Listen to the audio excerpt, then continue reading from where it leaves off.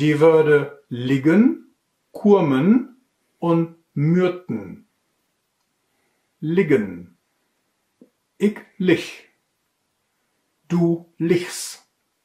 He se et lich. Wie he se ligget. Kurmen.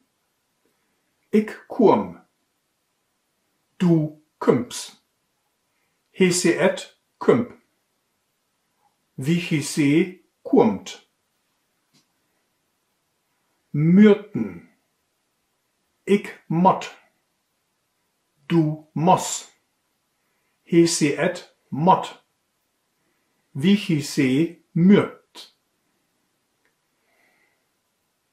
Die Wörter liggen, kurmen und mürten sind starke Verben. Bei dem Verb liggen kann man dies erst in der Imperfektform lach erkennen.